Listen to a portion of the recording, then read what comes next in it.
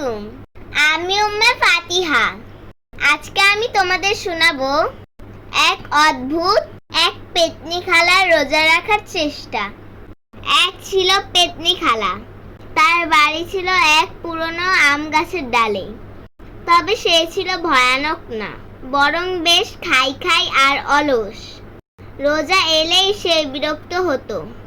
একদিন সে বলল, উফ, সারাদিন না খেয়ে থাকা, এই রোজা মানুষের মাথা খারাপ করে দেয় বুঝি।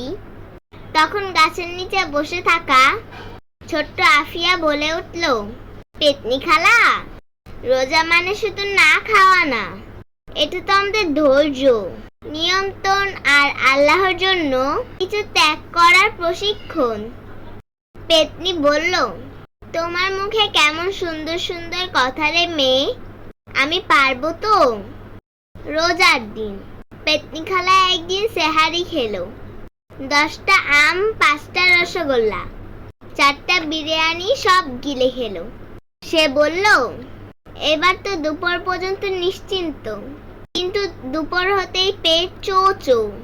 সে বারবার বলে, আল্লাহ, তুমি কি একটু আম খেতে দিবে? একটু একটু।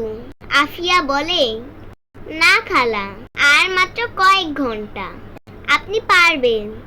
পেতনি তখন নিজের পেট ধরে গড়াগড়ি খায়। না রে মা, আমি পারবো না।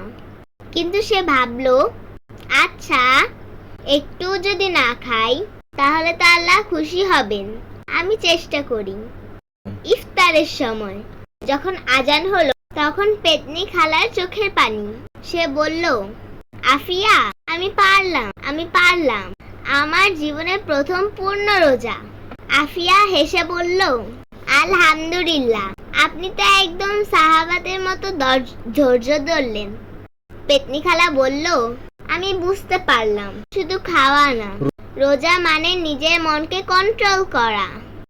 আজ আমি কাউকে ভয় দেখাইনি, কারো আম চুরি করিনি, ভালো মানুষ হতে চেষ্টা করেছি।